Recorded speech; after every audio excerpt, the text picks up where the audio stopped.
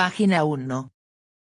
Griegos y persas, Herman Bengtsson, 1965.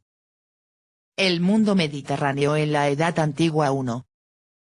Esta historia universal siglo XXI, preparada y editada inicialmente por Fischer Verlag, Alemania, sigue un nuevo concepto: exponer la totalidad de los acontecimientos del mundo, dar todo su valor a la historia de los países y pueblos de Asia, África y América. Resalta la cultura y la economía como fuerzas que condicionan la historia. Saca a la luz el despertar de la humanidad a su propia conciencia. En la historia universal siglo XXI han contribuido 80 destacados especialistas de todo el mundo. Consta de 36 volúmenes, cada uno de ellos independiente, y abarca desde la prehistoria hasta la actualidad. Este quinto volumen incluye: 1. El Imperio Persa y los griegos alrededor del 520 a.C. 2. La caída de la tiranía ática y las reformas de Clístenes. 3. La sublevación jónica y las guerras médicas hasta la batalla de Maratón. 4. Los preparativos bélicos y la expedición de Jerjes. 5. La fundación de la Liga Marítima Délico-Ática y el origen de la rivalidad entre Atenas y Esparta. Pericles y la democracia ática. 6. La vida cultural e intelectual en la época de Pericles. 7. La Guerra del Peloponeso, 431-404 a.C. 8. Los griegos occidentales en el siglo V a.C. 9. La hegemonía de Esparta y la Guerra de Corinto, 404-386 a.C. 10. La disgregación del mundo griego y el ideal de la paz, 386-362 a.C. 11. Los griegos occidentales en el siglo IV a.C. 12. La cultura griega en el siglo IV a.C. 13. El ascenso de Macedonia bajo el rey Filipo II, 359-336 a.C. 14. Alejandro y la conquista de Persia, 336-323 a.C. 15. Egipto y el Imperio Persa. Mesopotamia durante el dominio persa. 16. El judaísmo palestino en el periodo persa. 17. Siria bajo los persas. 18. Arabia. Prólogo. Toda exposición de la historia de los persas y de los griegos, desde Darío I hasta Alejandro, se enfrenta a una grave dificultad, ocasionada por las condiciones de las fuentes. Para la historia del imperio persa poseemos una documentación absolutamente insuficiente, un par de inscripciones persas antiguas y los datos de la tradición griega. Esta circunstancia ha de tenerla presente todo aquel que emprende la tarea de poner de manifiesto la importancia universal, en la historia, del imperio persa. La situación es totalmente distinta por lo que se refiere a la historia de los griegos. Numerosos documentos literarios y epigráficos permiten seguir en sus rasgos esenciales la vida política y cultural de este pueblo, el más dotado de todos los de la antigüedad. Por supuesto, también aquí se da más de una laguna, sobre todo para la llamada Pentecontecia, periodo de unos 50 años entre 479 y 431 a.C. Ni siquiera el ingenio aplicado en estos últimos años por la investigación ha logrado cambiar nada en este hecho. No obstante, gracias a la historiografía griega, a cuya cabeza figuran Heródoto y Tucídides, las grandes figuras de la historia helénica se mantienen constantemente vivas. Por una diversidad de razones he renunciado a los paralelos históricos, en particular con relación a nuestra época. Para el lector atento, estos surgirán espontáneamente. Para la exposición de la historia y la cultura de algunas áreas específicas se han agregado a este volumen algunos capítulos redactados por especialistas. redondean la visión de conjunto en forma apropiada, y sin duda los lectores sabrán apreciar su aportación. Hermann Bengtsson. 1. El Imperio Persa y los griegos alrededor del 520 a.C. La historia del mundo antiguo se ve cada vez más influida, desde la fundación del Imperio de los Aqueménidas por Ciro el Viejo, 550 a.C., por la potencia oriental. Pese al fracaso de Jerjes en Salamina, 480, la presión persa sobre Grecia persiste, y solamente la paz de Calias, 449-8, conduce a un equilibrio estable, aunque solo por escasos decenios. Con la intervención de Persia como aliado de Esparta en la Guerra del Peloponeso, 412, empieza un nuevo periodo de la hegemonía persa que culmina en la paz del rey, tan desfavorable para los griegos, del año 386. Únicamente con el ascenso de Macedonia bajo el rey Filipo II, 359-336, se forma de este lado del mar Egeo un contrapeso frente al imperio persa. Dinastía Aqueménida. La dinastía aqueménida fue la que reinó en el imperio persa, desde que la fundase Ciro II el Grande, tras vencer a Astiages, el último rey de los Medos, 550 a.C., y extender su dominio por la meseta central de Irán y gran parte de Mesopotamia. 550 a.C. La campaña de Alejandro, hijo y heredero de Filipo, consigue descalabrar finalmente, en pocos años, el imperio de los aqueménidas después de la caída de Darío III Codomano. Alejandro ocupa su lugar y nace la idea de una fusión de los pueblos iranio y macedonio, pero su realización se ve frustrada por la muerte temprana de Alejandro, 323.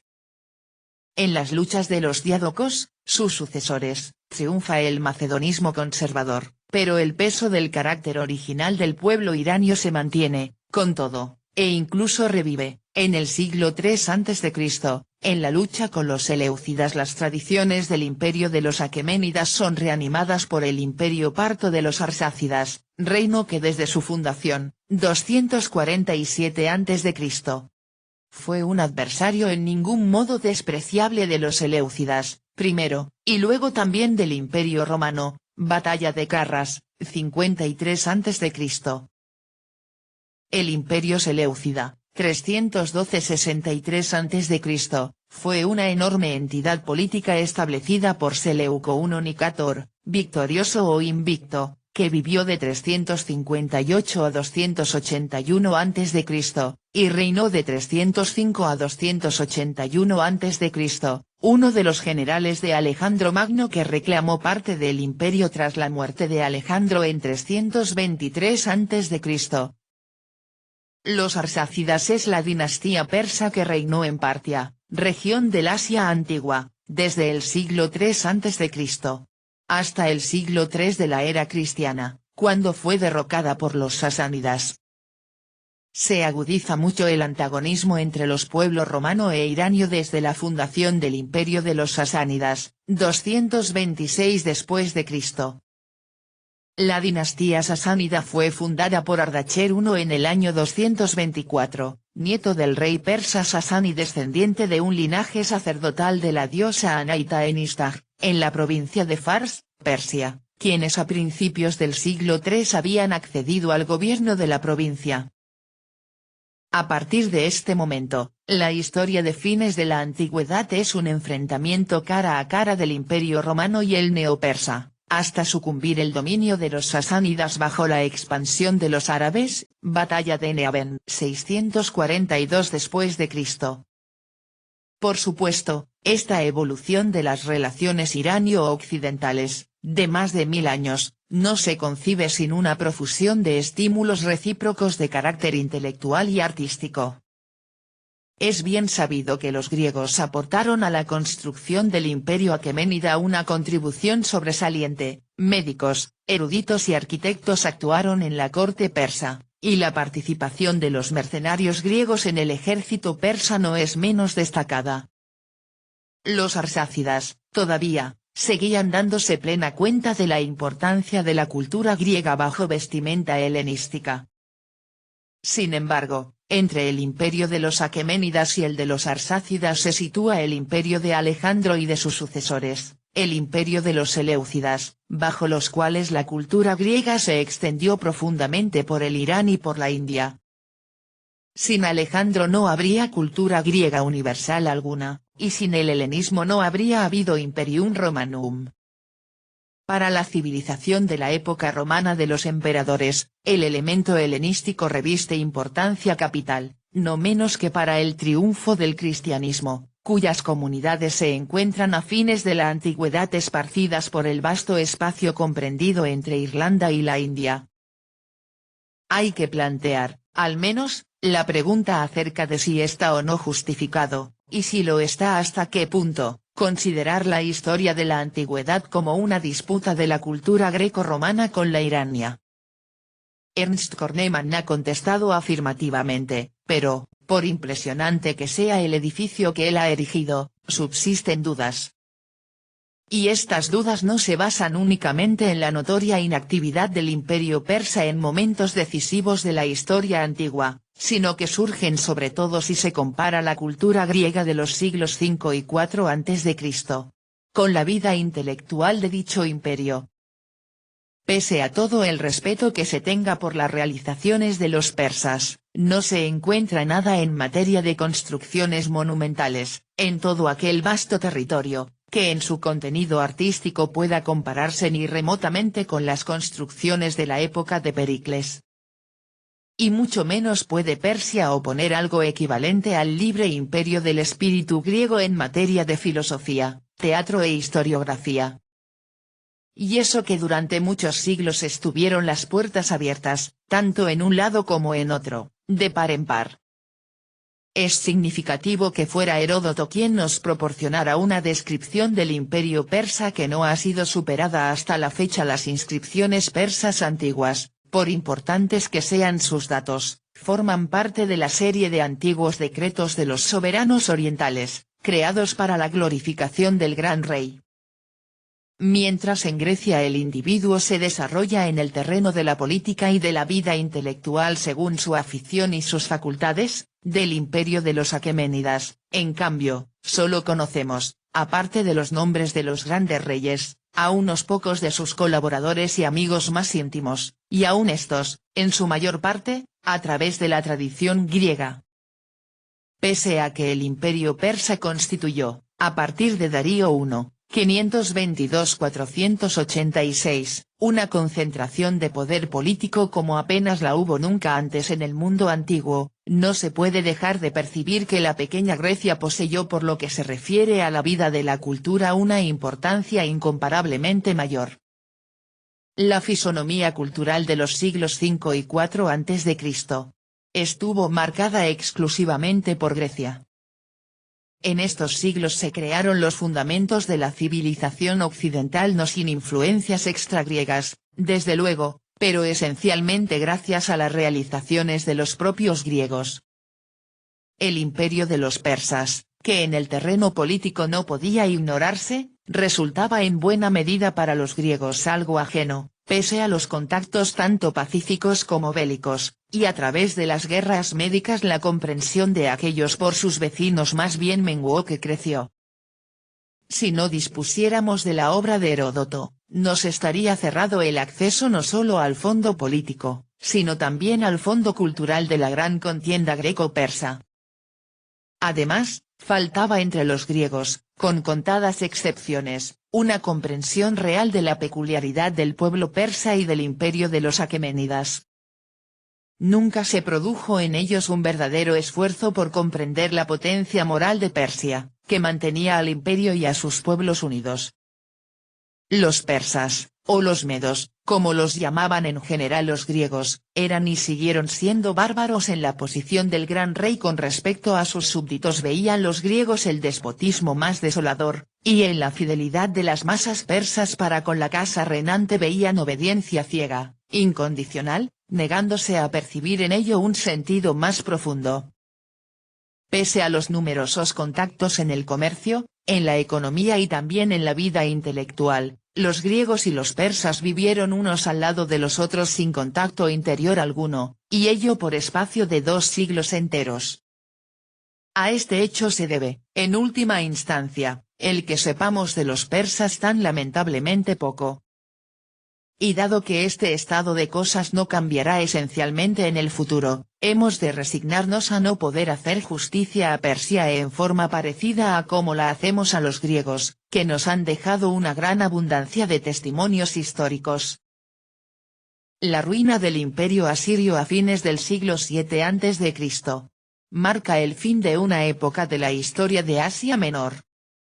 Todos los pueblos del Próximo Oriente, desde Armenia y Anatolia Oriental hasta Egipto, habían vivido por espacio de siglos bajo el terror de los asirios. Su ejército era tenido por invencible, y no había muralla que fuera capaz de resistir a sus máquinas de asedio. Hacia fines del siglo VII se mostraron las primeras grietas en el edificio del imperio, hasta entonces tan orgulloso, y al caer en ruinas, el año 612, su capital, Nínive, estaban allí los ejércitos de los neobabilonios, los caldeos, y de los medos, que en esta ocasión participaron en la historia universal por vez primera. El soberano medo Ciaxares fue quien puso fin, el año 610, en la batalla de Harran, Mesopotamia septentrional, al último y efímero reino de los asirios, al reino de Asurbayit.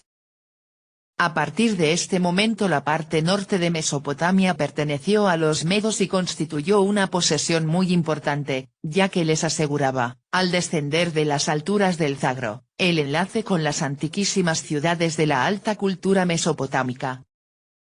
El avance de los medos a través de Armenia hacia Capadocia puso a los iranios en conflicto con los lidios. Se llegó junto al río Alis, en la Anatolia Oriental, a un choque bélico, y luego a un tratado que fijaba el río como frontera entre Lidia y Media, 585.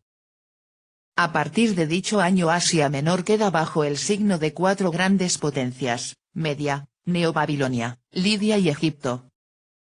El mayor de estos imperios es indudablemente el Medo, y es el primero que fue creado por los iranios. El sucesor de Ciaxares, Istuwegu, a quien Heródoto llama Astiages, tiene una personalidad débil. Su prolongado reinado, 585-550, muestra pocos rasgos heroicos. En calidad de príncipe vasallo del rey de los medos gobernaba en Ansan, una región de Persia, Cambises, de la casa de los aqueménidas.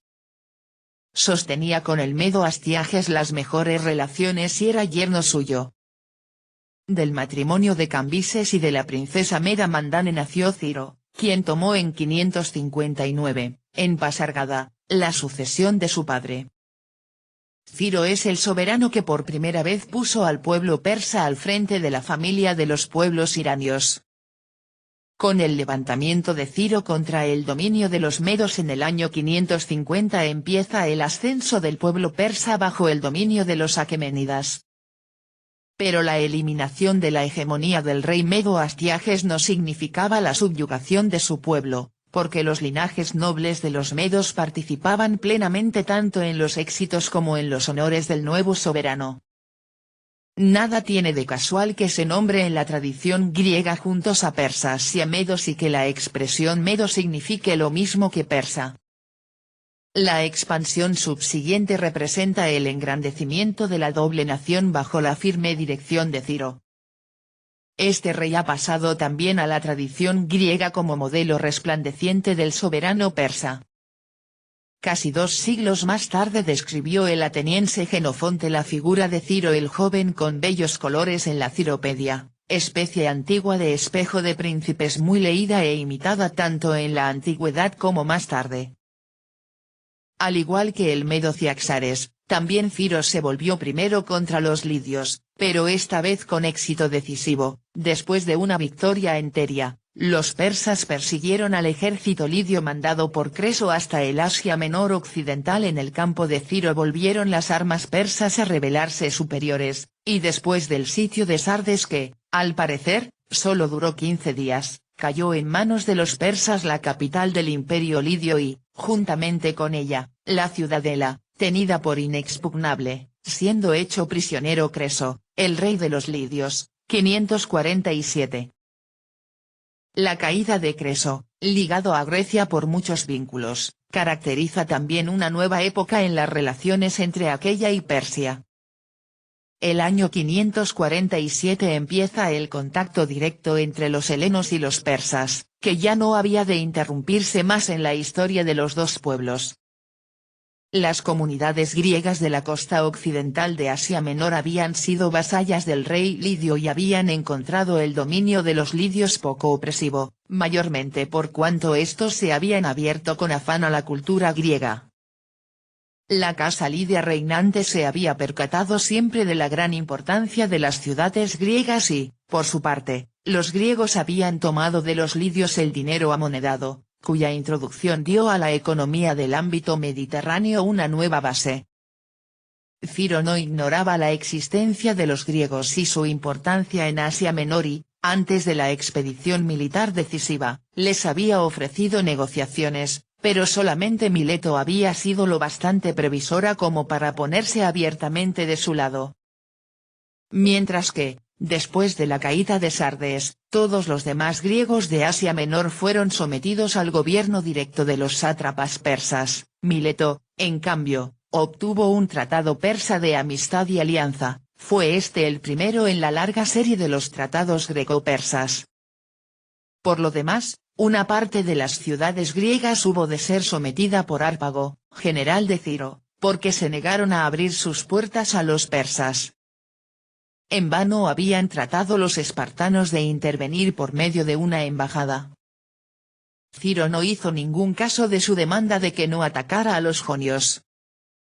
Y cuando la sublevación del lidio Pactolo hubo fracasado, los persas adoptaron otras medidas, aseguraron el país entero por medio de guarniciones y colonias militares, y en las ciudades griegas confiaron el gobierno a helenos partidarios de los persas, apoyados por el poder extranjero.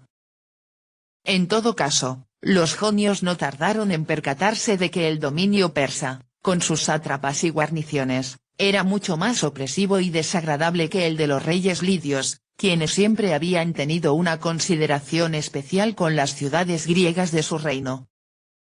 Las concepciones griega y persa del Estado eran como el fuego y el agua, irreconciliables. Después de la conquista del reino de Lidia, Persia se había convertido en gran potencia, y se convirtió en potencia mundial cuando Ciro hubo sometido el oriente iranio, hasta las fronteras de la India, y finalmente también el reino caldeo de Neobabilonia. El sur de Mesopotamia, rico en ciudades, hubo de ejercer sobre los persas, con la antiquísima cultura de sus templos, una atracción irresistible, semejante a la que más adelante había de ejercer la Mesopotamia posterior, bajo los Seleucidas, sobre los arsácidas. Babilonia, pese a que se encontrara, bajo su rey Nabónido, en plena decadencia política, seguía siendo el centro del comercio y de la economía en Asia Menor y mantenía relaciones comerciales con todos los países de aquel ámbito, incluida Jonia. Pero el ejército de Babilonia ya no estaba a la altura necesaria y el rey Nabónido no se había mostrado acertado en su actitud frente al poderoso sacerdocio del dios Marduk. Así, pues, al rey persa la empresa le resultaba fácil. La lucha por Babilonia terminó después de pocos meses con la entrada del gobernador persa de la región de Gutea, Gobrias, en Babilonio, Gubaru, al que 16 días después, el 29 de octubre del 539, siguió Ciro. Desde Babilonia desplegó el vencedor una propaganda masiva, en la que no dejaba de aludir a sus buenas relaciones con los dioses del país, Bel-Marduk y Nabu. Los soberanos de Siria se apresuraron a rendir homenaje al nuevo señor. Poco tiempo después, el imperio persa había llegado por Siria y Fenicia al mar, y las flotas de las ciudades marítimas fenicias estaban a disposición de Ciro. La tolerancia religiosa de la Aqueménidas se hizo notoria después que, desde Ecbatana, hubo decretado la reconstrucción del Templo de Jerusalén, acto que le ha granjeado la eterna gratitud del pueblo judío, 538. El imperio neobabilónico junto con sus países adyacentes quedó unificado bajo la corona de Persia, y Ciro fue en adelante no solo rey de los medos y los persas, sino también de Babilu e Birnari, esto es, rey de Babilonia y de la tierra de más allá del río, el Éufrates. El fundador del imperio persa halló su fin en lucha con los Aka de las gorras puntiagudas, los masagetas, quienes partiendo de la región esteparia entre el mar Caspio y el mar de Aral siempre volvían a atacar el descubierto flanco norte del reino. 530. Página 12.